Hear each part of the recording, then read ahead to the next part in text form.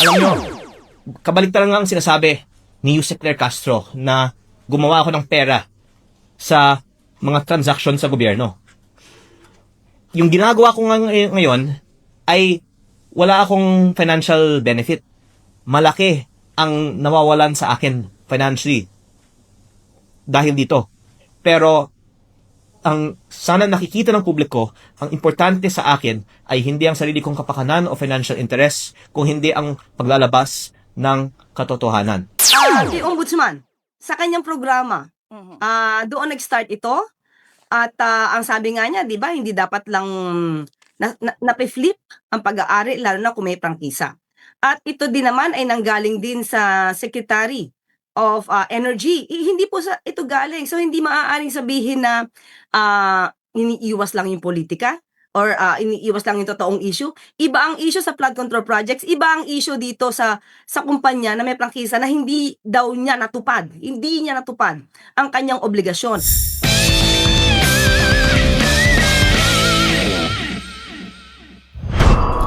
Magandang araw, Pilipinas! Magandang araw, mga ka-life and things. Isang mainit na issue ang muling bumabalik sa public discourse. Ang kasong isinampa ni Batangas 1st District Representative Leandro Leviste laban kay Yusek Claire Castro.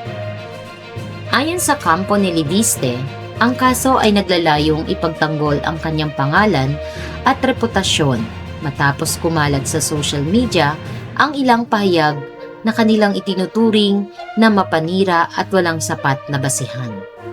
Ngunit hindi rin nagtagal, naglabas na rin ng pahayag si Yusek Castro na nagsabing ang kaso ay tila para siya'y patahimikin at hinahadlangan sa pagsasalita tungkol sa mga isyong panggobyerno.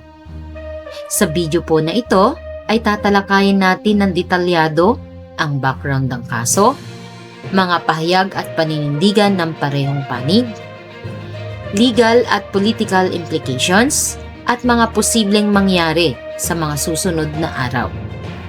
Unahin natin ang background ng mga tao at issue. Si Leandro Leviste ay kilala bilang isang mambabatas mula sa Batangas na may aktibong role sa budget oversight at mga development projects sa kanilang distrito.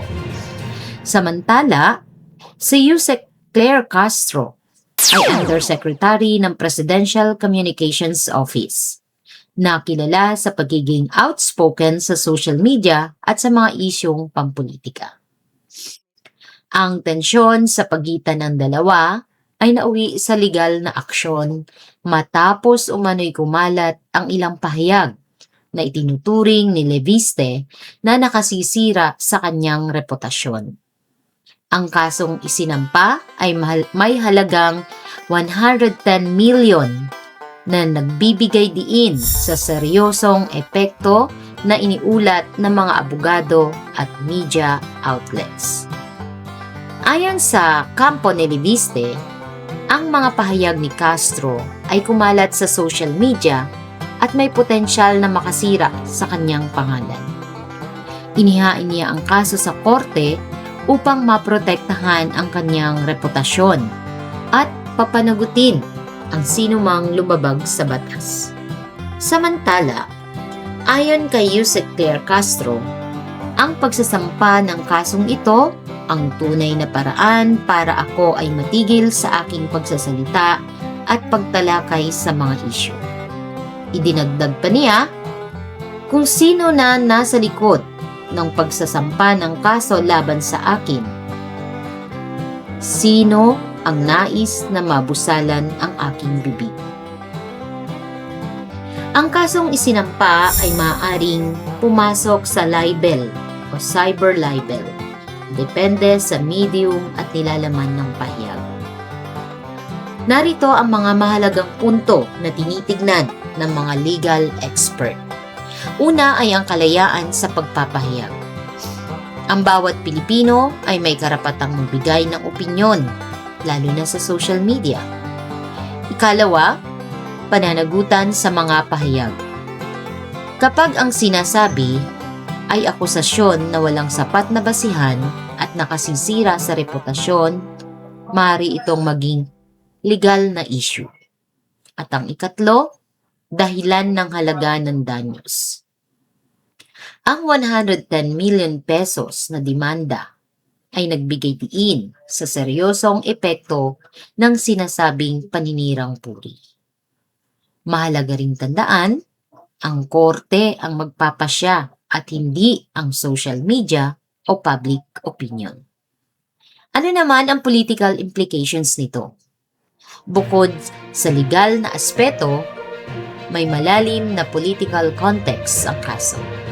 Una ay ang timing. Lumabas ang issue na ito sa gitna ng umiinit na debate tungkol sa transparency at budget oversight sa gobyerno. Ikalawa, public discourse. Ang social media ang naging pangunahing platform kung saan kumalat ang pahayag, kung kaya't ang publiko ay nahati sa paniniwala sa panig ni Leviste o ni Castro. At ang ikatlo, ang potential precedent.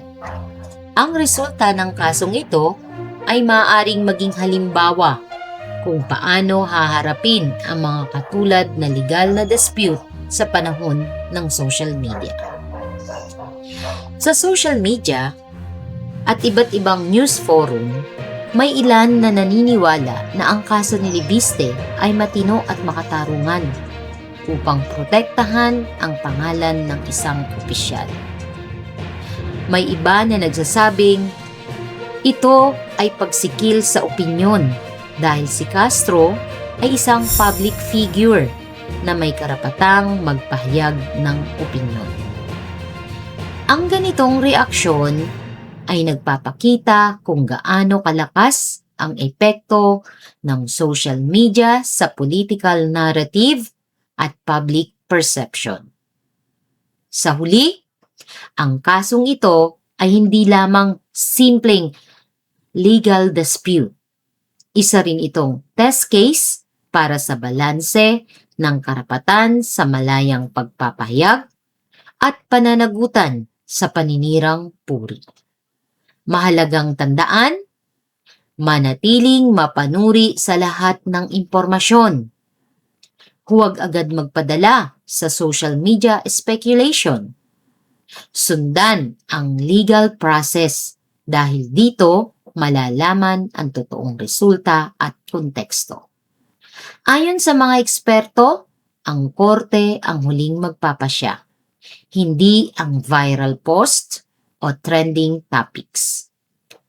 Ang pag-uusapan na ito ay patuloy na babantayan at habang ito'y umuusad, mas makabubuti sa publiko na maghintay ng opisyal na desisyon bago gumawa ng sariling hatol.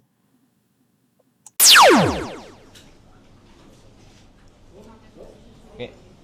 Magandang tanghali po sa inyong lahat. Unang-una, nais ko pong pasalamatan ang Bayan ng Balayan sa pag-host sa atin ngayong araw na ito.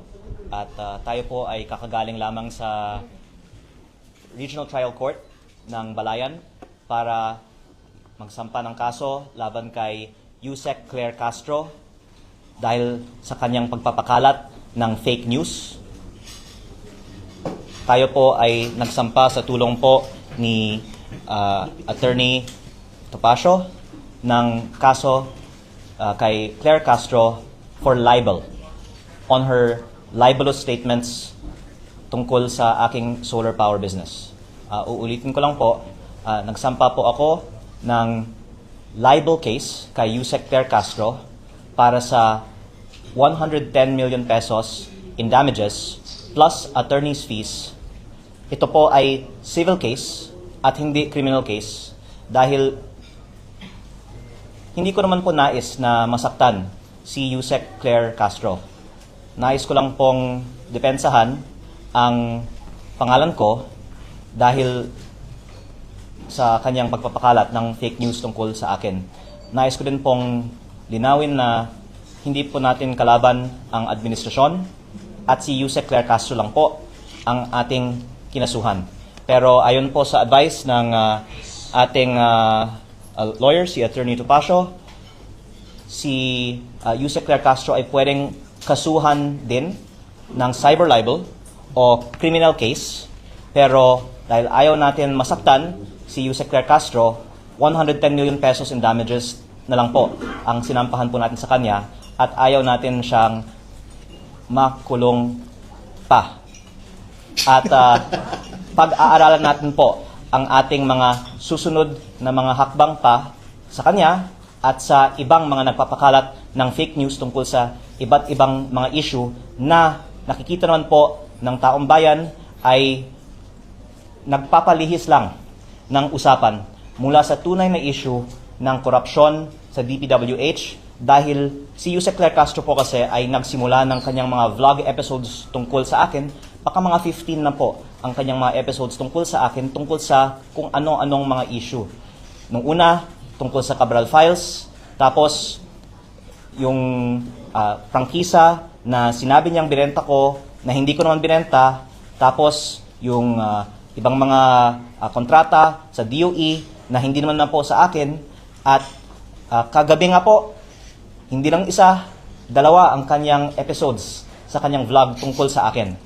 In fact, in some ways, nakakatuwa na she cares so much about me na ang dami na niya pong content tungkol sa akin.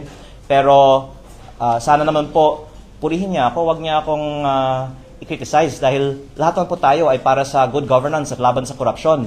Sana, katulad ng mga iba na kakampi din natin laban sa korupsyon, magtulungan na lang po tayo para ma-achieve ang mga layunin ng administrasyon na wakasan ng korupsyon sa DPWH.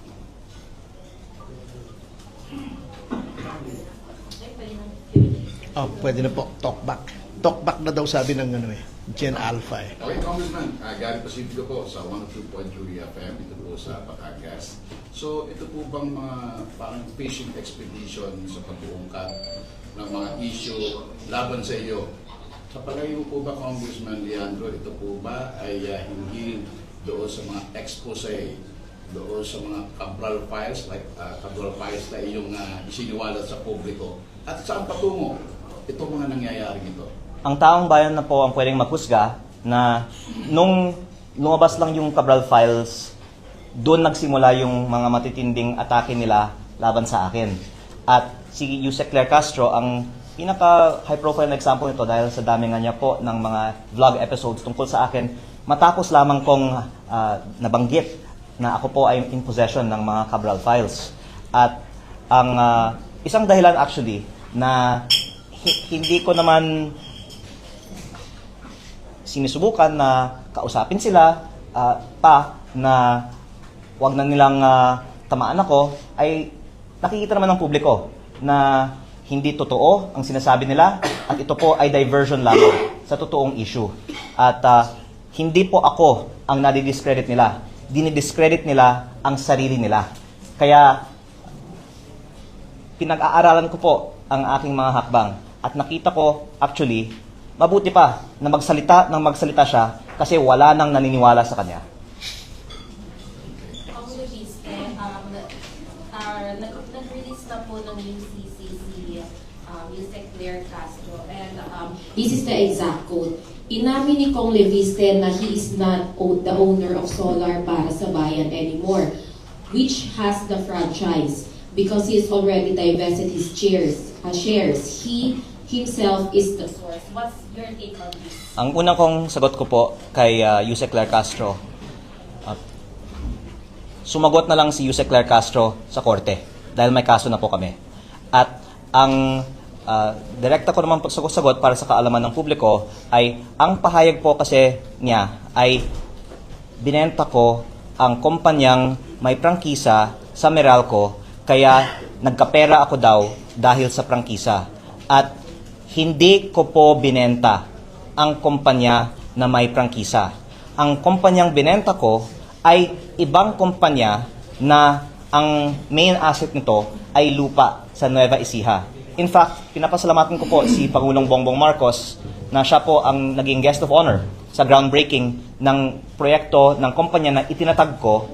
Ito po ang nagpasok ng pinakamalaking foreign investment sa buong Pilipinas sa taong 2025 at sa ngayon ay nag-employ ng mahigit 10,000 ng ating mga kababayan sa Nueva Ecija. Kaya hindi din po totoo na hindi po ako nagde-deliver sa aking mga kontrata. Binenta ko po ang aking kumpanya at yung may-ari ng aking kumpanya, majority stake ngayon, ay nagpapatakbo ng aking kumpanya at matagumpay po ito kasi ito nga po ay pinupuri ng administrasyon. Baka pati si Yusek Claire Castro, pinuri na niya po ang proyekto ng kumpanya na binenta ko. Kaya, pero ang point po dito is parang naliligaw si Yusek Claire Castro sa daming mga kumpanya ko kasi yung alegasyon niya, binenta ko yung kumpanya na may prangkisa, yung binenta ko, hindi yung kumpanya na may prangkisa. Yung kumpanya may prangkisa naman, ito po ang nasabi ko ng status. Ito po ay inaprubahan sa 2019 at may dalawa pong probisyon ang prangkisa. Una, para mag-operate, kailangan ng implementing rules and regulations. Pwede pong tignan ang batas na ito mismo. At ang DOE po ang dapat maglabas nito at walang inilabas na IRR ang DOE. Pangalawa, ang franchise na nakalagay naman na kung hindi mag-ooperate for 2 years, ito po ay ipso facto revoked. Ano, attorney, ang ibig sabihin ng ipso facto revoked? By its very fact, automatically. Okay. So, tumigil po ang operation ng kumpanya sa 2022 dahil hindi pa nabigyan siya ng mga permits to operate. Kaya, within 2 years of that, maaari natin sabihin na ipso facto revoked na ang prangkisa ng kumpanyang ito. Actually, nung una kong binunyag ito, baka nagulat si Yusek Claire kasi hindi niya napag-aralan ang batas na ito. Pero ito naman po ay nasa Google. At kung ginawa lang po nila ang kanilang homework at hindi lang po pang social media content ang kanilang mga vlog, hindi na nila sanang sinabi ito at hindi na sila sana napahiya. At dagdag ko din po na ang Kongreso ay nag-aproba din ng isang general law noong 2022 din na may repealing and amendatory clause na nakasaad na ang mga legislative franchise na may kaugnayan sa batas na yon ay thereby repealed or amended. At nakalagay po sa general law na ito na ang mga kumpanya sa sektor na yon ay hindi nangangailangan ng prangkisa. Ang kinalabasan po ng batas na yon ay walang saysay, wala ng visa ang prangkisa na ibinigay sa kumpanya ko noong 2019. Kaya sa maraming mga dahilan, wala nang prangkisa ang kumpanyang ito at wala na rin naapektuhan sa bagay na ito dahil mula 2022 may bago ng batas ang Pilipinas tungkol sa sektor ng kumpanyang ito. Ayan, maraming salamat po, Congressman. We have another question.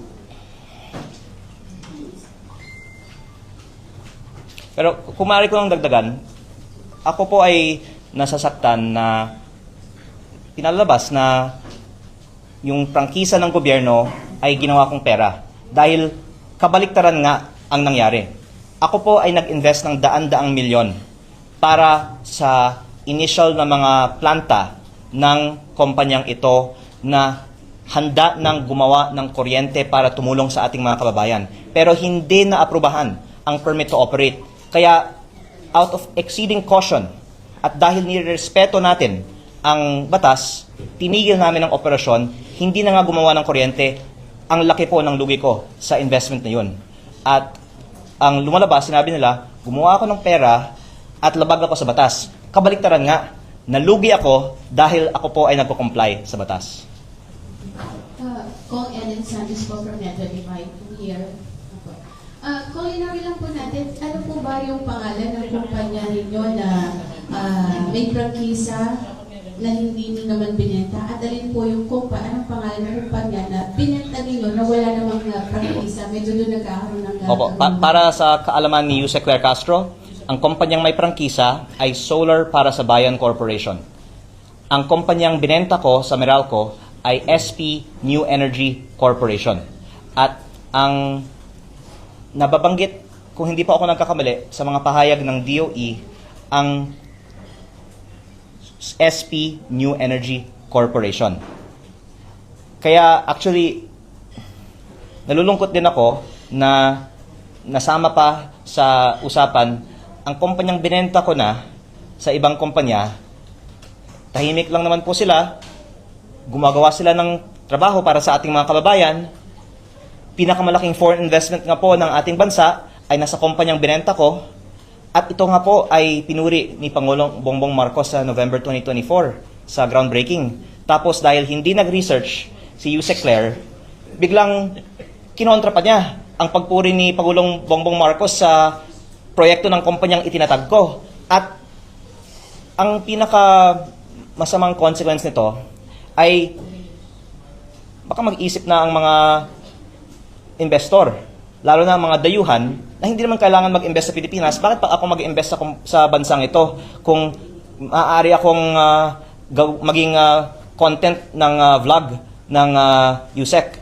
Kaya ito po ay actually magbibigay ng chilling effect para sa mga investor sa power sector at ng mga foreign investors. Dahil ang dahilan na hindi ko po na ituloy ang ibang mga proyekto ko, na wala pong akong nakuhang kahit piso mula sa gobyerno, pero hindi ko lang itinuloy ang pagpatayo ng mga private projects ko, ay dahil nga sa hirap sa pagkuha ng mga approvals ng gobyerno. At ito din po ay dahilan na may perception ang mga investor na mahirap magnegosyo sa Pilipinas dahil ang mga negosyante ay ginigipit ng gobyerno.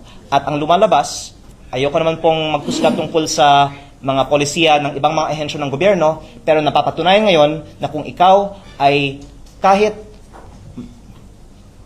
matinong investor sa Pilipinas, ginigipit ka ng PCO Undersecretary na si Claire Castro. Kaya ang hiling ko na lang po kay Yusek Claire Castro, ang vlog niya ngayong gabi ay patungkol sa paano natin itaas ang foreign direct investment sa ating bansa at paano natin ayusin ang peso to dollar na ngayon ay almost 50 centavos to $1. Kung nabanggit mo kanina yung sa DOE, ano po, sabi ng DOE Secretary, ginughost nyo daw sila doon sa 24 billion plus na fine na ibinataw sa inyong kumpanya.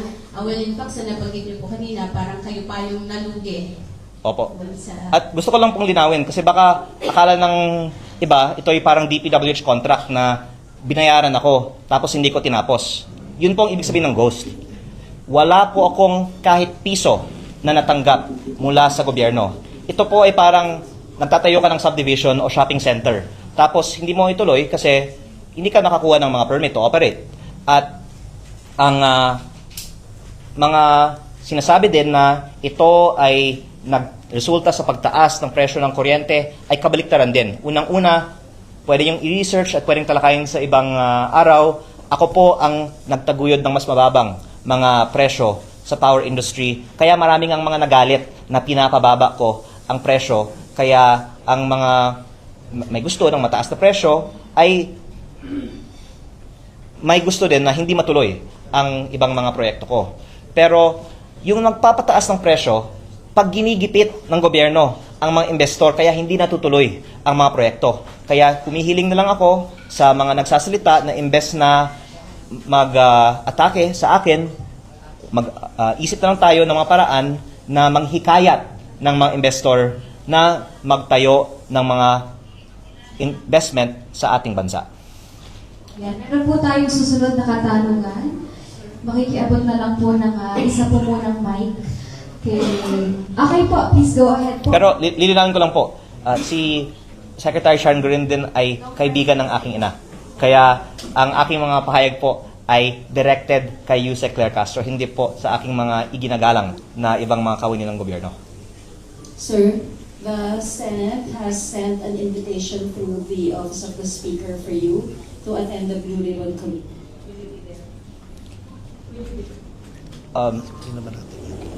Ang nais kong sagutin dyan ay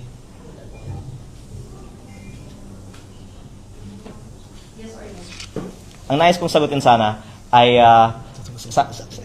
sana gulatin na lang natin sila kung darating ako o hindi.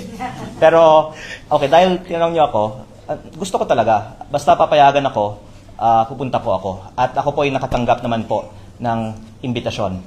At ako po ay lubos na nagpapasalamat sa mga nananawagan para sa transparency sa paggamit ng pondo ng bayan, higit po sa lahat kay Senate President Pro Tempore Ping Lacson.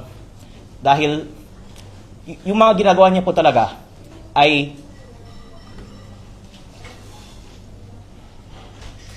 para sa bayan. Marami pong mga natatamaan sa mga Blue Ribbon Committee hearings na ito.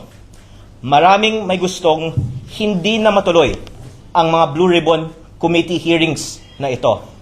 At despite all of those who would want to keep the truth from the public, the fact na ipinagpapatuloy pa ni Senate President Pro Tempore Ping Lacson ang mga Blue Ribbon Committee hearings ay isang napaka gandang patunay na seryoso ang ating gobyerno, lalong-lalo po ang Senado sa leadership po ni Senate President Pro Tempore Ping Lacson para lumabas ang katotohanan sa paggamit ng pondo ng bayan. Sir, can you please clarify kasi sinabi na about po. Sir, can you please clarify kasi sinabi po ninyo basta papayagan kayo, you will go. Sino po ang dapat magbigay ng permiso po sa inyo? Okay. Ang usapan natin ay initially about the case that I filed on Yusek Claire Castro this morning. But I thank you for bringing up this topic because it is the real issue for public interest now. And I'm going to say some things now for the first time. Unang-una po,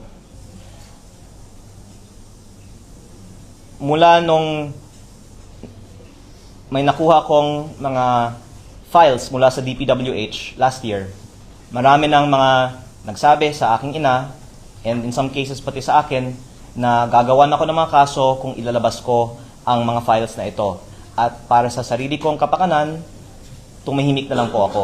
Pero not least because of exemplary role models like Senate President Pro Tempore Ping Lacson, tuloy po tayong nagsasalita at naglalabas ng impormasyon tungkol dito. Ngayon, ang alam ng publiko tungkol sa files sa DPWH at tungkol sa mga DPWH projects ay tip of the iceberg po lamang. The public only knows the tip of the iceberg in terms of the projects currently being investigated by the DPWH. But I hope that the Blue Ribbon Committee hearing led by Senate President Pro Tempore Ping Lacson will increase the public's knowledge of what are really behind these files. And I defer to Senate President Pro Tempore Ping Lacson on doing so because I greatly appreciate also his and even Congress's statement that they will subpoena the Cabral files from the DPWH. And hopefully by doing this in the Blue Ribbon Committee hearing, finally malalaman na ng publiko ano po ang laman nito. Pero tinanong niyo po, bakit ako maaring hindi makarating sa Blue Ribbon Committee hearing kahit na ako po ay nakatanggap na ng imbitasyon? Dahil marami nga pong nagsasabi na huwag kang magsalita at baka kung ano pang mangyari sa iyo. Kaya ang mga files na hawak ko ay nasa mga USB. At kung may mangyari man sa akin, lalabas ang buong files na hawak ko. Kaya makakaasa po ang publiko na malalaman nila ang katotohanan patungkol sa budget ng DPWH at sa mga proyekto ng DPWH kahit may mangyari sa akin.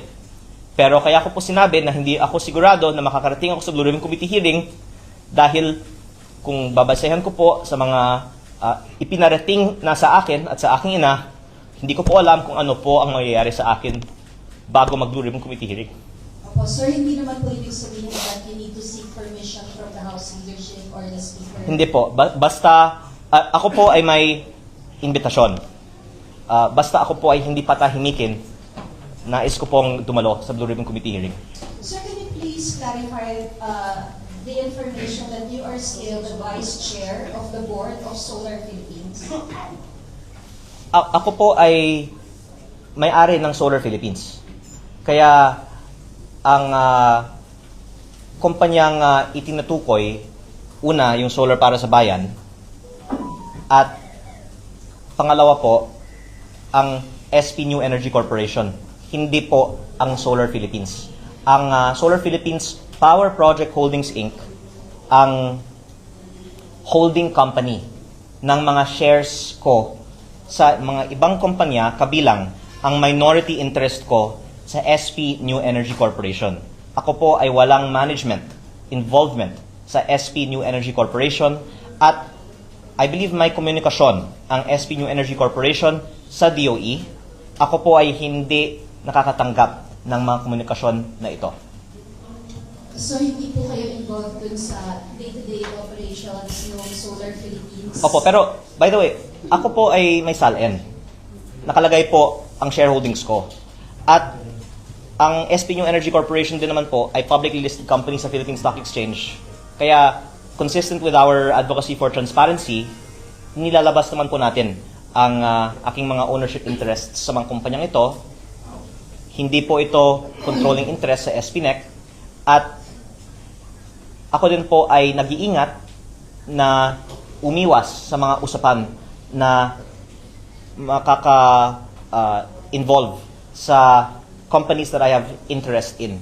Pero, in fact, kung ako po ay bibigyan ng pagkakataon ng Kongreso na talakayan din ang mga issue sa power industry, baka 6 na oras po tayong magpe-press con tungkol sa mga anomalya at ang regulatory capture at ang ibang mga sikreto na hindi pa lumabas sa publiko tungkol sa power industry. Pero alang-alang din po sa maraming mga matatamaan kung tayo po ay magkakaroon ng press con po tungkol doon, hindi ko po binubuksan ang mga issues ng power industry. Ito po ay aking sagot lang sa iniiwasan ko nga na talakayin ang mga sektor na may connection sa mga kumpanya na ako po ay may shares in. Sir, last na po. Can you give us a timeline ng request nyo for a meeting with Senator Lacson? Like, on this day, kinausap niyo yung mom nyo and then your mom talked to Senator Lacson, etc. Plus yung reports daw that you cried to your mom. Can you Okay. just clarify? Unang-una po, ang sinabi naman po ni Senping ay nag-usap siya sa aking ina. So, hindi naman po ako yung nag-usap in that instance directly kay Senping. At hindi po totoo na umiyak ako sa aking ina. Baka mas totoo po na ang aking ina yung umiyak. Pero ang sinabi naman po ni Senping sa kanyang press briefing ng isang araw ay ako po ay dumadaing sa aking ina kung bakit ako ang inaatake kung si Senping din po ay may marami naman din binubunyag. At unang-una dahil si Senping kasi naman ay very senior and highly respected member of the Senate at very well-prepared siya sa kanyang mga binubunyag. Yung unang nabanggit ni Senping ay ang karamihan ng mga miyembro ng 19th Congress ay may mga insertion. Nung nabanggit niya yun, maraming mga nagalit, pero yun ay totoo. Kaya saludo po ako sa kanya, kahit po maraming mga natamaan, sinabi niya ang totoo. Tapos nabanggit din niya na at least 5 cabinet secretaries and even some undersecretaries have allocables. This is in the Cabral files. I am corroborating what Senator Ping Lacson has said. And yun po ang konteksto bakit sinabi ko sa aking ina, bakit ako ang inaatake pero si Senping hindi. Kasi syempre, lahat ng mga tao takot kay Senping eh. Kaya ang isa naman na nabanggit ni Senping sa kanyang press briefing, which I'm thankful for his example, is nung siya naman po ay nagsimula din, marami naman din po ang mga umatake sa kanya, pero he persisted and I gain inspiration from his example. But hindi po karakter ko na umiyak sa aking ina. Baka umiyak ako sa mga interviews nyo kasi ang mga katanungan ay tungkol sa aking ina. Dahil actually, yung ikinalulungkot ko ay the fact na yung aking ina ay nasa stress dahil sa akin. At ang payo niya sa akin ay ang ganda-ganda naman po ng aking buhay. Bakit ko kailangan na magsalita pa tungkol dito? Alam nyo, kabaliktaran nga ang sinasabi ni Yusek Claire Castro na gumawa ako ng pera sa mga transaksyon sa gobyerno. yung ginagawa ko ngayon ay wala akong financial benefit. Malaki ang nawawalan sa akin financially dahil dito. Pero ang sana nakikita ng publiko, ang importante sa akin ay hindi ang sarili kong kapakanan o financial interest, kung hindi ang paglalabas ng katotohanan. Pero Sinampahan ng reklamong libel ni Batangas Representative Leandro Leviste si Palace Press Officer Undersecretary Claire Castro. Kaugnay yan sa mga patutsyada umano ni Castro sa kanyang vlogs laban sa solar firm na tinatag ni Leviste. Maituturing daw na libelous ang mga sinabi ng Undersecretary. Pinupuna kasi ni Castro ang umanay pagbibenta ni Leviste sa kanyang kumpanya na may prangkisa, bagay daw na labag sa batas. Paglilinaw ng kongresista, ayaw naman niyang ipakulong si Castro pero dapat daw siyang panagutin. Kaya civil at hindi criminal case ang hinain niya sa korte. 110 million pesos ang halaga ng danyos na hinihingi ni Leviste sa reklamo. Sila po ay nagpahayag tungkol sa akin, kaya ngayon po ako po ay sumasagot. At kaya po hindi namin ngayong araw sinasampahan kay Yusek Claire Castro ang isang criminal case dahil sa tingin ko mananalo tayo, pero maaawa naman po ako kay Yusek Claire Castro kung siya po ay kaagad makulong. Kaugnay po ng balitang yan, makakausap po natin si PCO Undersecretary Claire Castro. Magandang hapon po sa inyo, Yusek Castro. Yes, good afternoon sa iyo, Ruth, at sa lahat ng nanonood sa iyong programa. Good afternoon po. Direkta na po tayo, yaan sa pagsasampa ng libel sa inyo ni Congressman Leviste. Ano pong masasabi nyo dyan? Actually, Ruth, hindi ko pa natatanggap kung yung complaint. So, hindi ko alam yung mga allegations. So, sasagot lang ako doon sa mga nadidinig kong sinasabi niya. According to him, kaya siya nag-file sa akin dahil sa sinabi ko daw na nagbenta siya ng kumpanya na may prangkisa. Tama? At naitanong din to sa isang programa, sa isang interview na hindi galing sa akin ang nasabing balita ko, hindi mismo kay Ombudsman. Sa Ombudsman. Pero hindi nga niya daw sasampahan ng kasang Ombudsman. Mas pinili niya akong sampahan. Kahit ako yung hindi yung source. Well, anyway, kung yun lang naman ang issue, Ruth, kasi yun lang yung nababanggit niya, siguro mas maganda, unang-una, meron naman kasi talaga siyang issue sa DOE. So, mas maganda, sagutin muna niya yon kaysa ma-divert yung attention ng tao dahil baka mawala yung issue tungkol sa pagmumulta sa di umanong hindi niya pagtalima sa kanyang obligasyon dito sa kanyang mga solar firms. At ito'y naging malaking kawalan sa ating bansa at sa sabi ni Secretary Sharon Garin ay naapektuhan ang 12,000 households. Yun ang sa aking pagkakaalalang sinabi ni Secretary Sharon Garin. So dapat masagot muna niya yan dahil talagang malaki ang epekto nito sa hindi pagtalima sa obligasyon. Now, patungkol sa sinasabi niya na sinabi ko daw na hindi naman siya nagbenta daw siya ng kumpanya na may prangkisa. Hindi din sa akin galing yon. Mismo siya ang nagsabi sa isang interview nung tinanong siya kung ano ang estado ng solar para sa bayan na siyang may prangkisa. Sinabi niya na hindi na siya ang may-ari at tinanong siya kung ito ba'y na-divest niya. Sinabi niya, oo, nag-divest siya. So hindi sa akin galing na nag-divest siya ng property or rather ng kumpanya na may prangkisa, kung hindi galing mismo sa kanya. Na makikita naman yan sa mga interviews niya.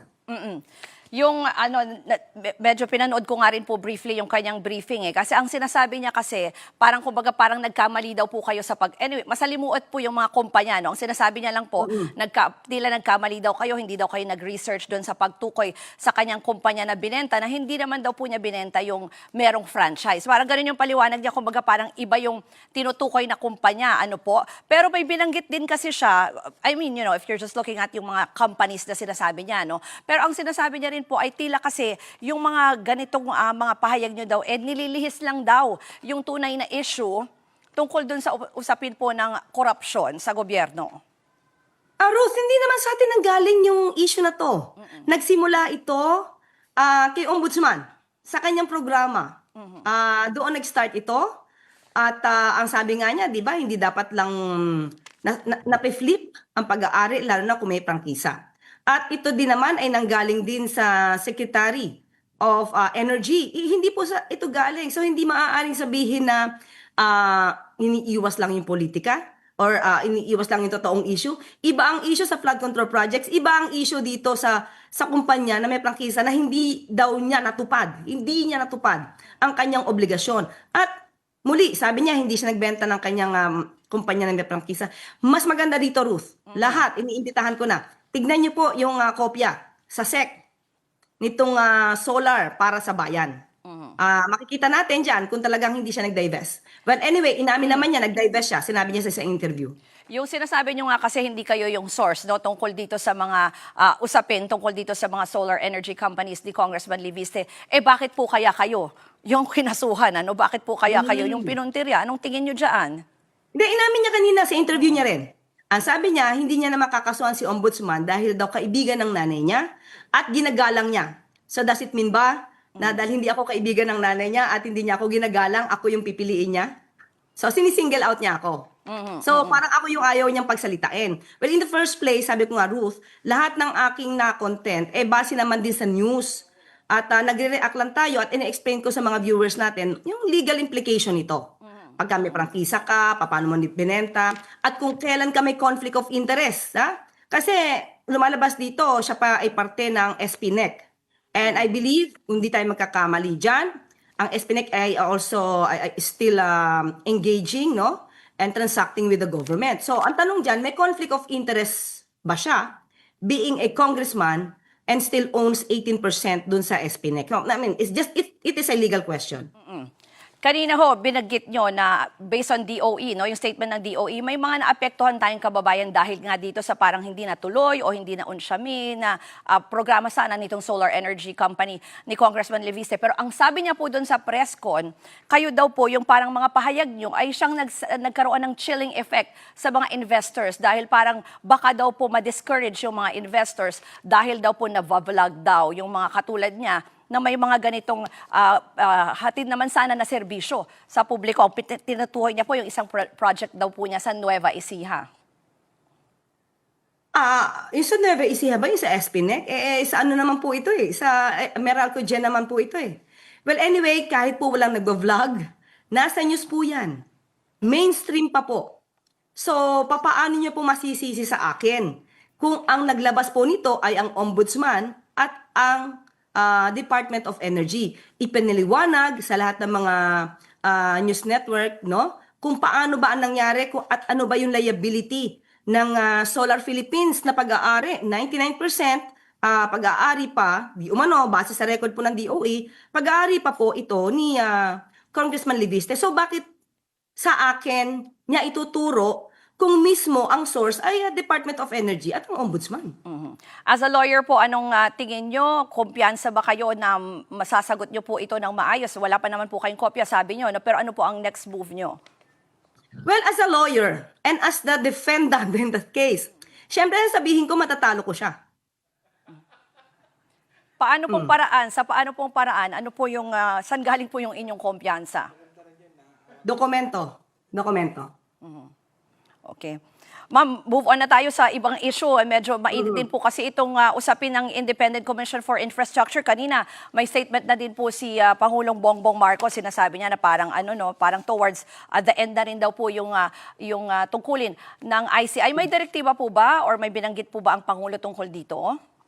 Sa ngayon po, katulad po na sinabi ng Pangulo, titignan po niya kung na maaari na yung mga naging trabaho po ay maaari na bang patapos, halos na kompleto na po. Dahil mismo si Secretary Babe Singson at si dating Commissioner Fajardo ang nagsabi na sila mismo, yung kanilang mandato ay natapos na. So titignan na lamang po kung ang mga trabaho po nila ay halos pa kompleto na. At darating din naman po tayo, nandiyan din po yung AO94 kung sinasabi kung kailan po maaaring matapos ang trabaho ng ICI. So, hintayin na lang po natin ang pronouncement ng Pangulo. Kapag nakapag-report na po siguro yung ICI at nakita natin kung ano na po yung naging trabaho nila at kung patapos na po ba talaga sila. But so far, ano po ba yung assessment nyo? Tingin nyo naging effective naman po ang ICI doon sa kanilang mga ginagawang pag-iimbestiga at recommendation ng pagpa-file ng mga kaso? Napaka-effective po dahil po sa kanila, marami po talaga nagsumbong ng mga kababayan natin, pumupunta sa kanila. Marami rin naman po ng mga nabanggit, although hindi ko pa natin masasabi na maaaring sangkot, mga nabanggit na pangalan na pumunta at nakipag-cooperate sa kanila. So, sabi nga natin sa lahat ng pinatawag nila, sa aking pagkakaalam, is dalawa lang naman yata ang hindi pumunta, si Congressman Pulong Duterte at saka si Yusek Cabral. But the rest ng pinatawag nila, ginalang sila at nagbigay sila ng kanilang mga statement. So with that, marami na po naipon at nag-gather ng mga ebidensya, mismong statements ng mga taong nababanggit. So nakita po natin kung ilan na pong mga kaso na rekomenda nila, ilan na rin po ang naitulong nila para po mas mapabilis ang pag-iimbestiga po ng DOJ at saka ng Ombudsman. Isa pa po, Yusek, may isa pa palaking issue yung nung isang araw po kasi, di ba, nagpunta po kayo sa NBI para mag-file naman doon sa kaugnay sa mga banta po sa inyong buhay. Pero may sagot na po kasi dyan, itong si Attorney Trixie Cruz Angeles ang sinasabi niya, hindi daw po maituturing na grave threat yung mga ginawa niya. Reaction doon sa pagpunta niyo nga po sa NBI. Yun ang mararamdaman niya kasi sila nagsabi nun eh. Ang makakaramdam ng takot, ako naman eh. Ako na pinagsabihan nila na coccyx ko lang, appendix at coccyx ko lang ang hindi ang walang latay kapag dahil sa aking pinagagagawa, kapag ako nilaglag ng aking humans. Hindi sila makakaramdam ng fear. Ako ang makakaramdam dahil sa akin nila pinapunta ang mga salitang yon. So, maybe depensa nila yan at yan ang ipapakita nila sa taong bayan na wala silang ginawang pananakot. Kung wala silang pananakot, isa na din na lang nila sinabi. Ano pong pakiramdam na parang, nagiging nasa sentro po kayo, isang Palace Press Officer na sa gitna ng napakaraming issue, may mga ganito pong parang mga kampanya against you? Sa aking paningin po, dahil mula na nagsimula po tayo maging Palace Press Officer, talaga po yung mga fake news ay nadidebunk natin. Kahit paano po ay naitutuwid po natin para sa mata ng taong bayan. At kadalasan naman po kasi doon sa mga ibang kaalyado nila, doon ang gagaling at sila yung nagiging source ng fake news. At sa tingin po natin, yun ang ayaw nila. Kaya gusto nila ako mapatahimik. So yun lang yung nakikita ko. Kailangan ako mapatahimik, kailangan ako mawala sa pwesto. Pero siguro kaugnay lang dyan, pahabol na maikse. May statement naman itong abogado ni Congressman Leviste, si Attorney Topacio, na may targeted attack daw naman laban dito sa kanyang kliyente dahil doon sa mga tinatawag na Cabral files. Yun ang paningin nila. Kasi kung meron siyang, I do not want to say it's Cabral files. Kasi hawak niya yun eh. So I will say it's Leviste files. Hawak niya eh. Diba? So pag hawak niya, ano ba naman ang problema kung ipapakita niya yan? At isasubmit niya yan sa DPWH or sa Ombudsman. There's nothing wrong about that. So, kung gusto mong tumulong man sa'yo yung Leviste files mo, i-compare yan. Kung may kopya talaga yung DPWH, di gamitin Kung nagustuhan mo ang video na ito, palike at yung subscribe na rin para updated ka sa mga susunod naming balita at analysis. Huwag kalimutang i-hit ang notification bell para ikaw ang unang makaalam kapag may bagong video. Maraming salamat sa inyong panonood at patuloy na suporta. Hanggang sa muli, ingat kayo palagi at manatiling mapanuri at maalam sa mga nangyayari sa paligid natin.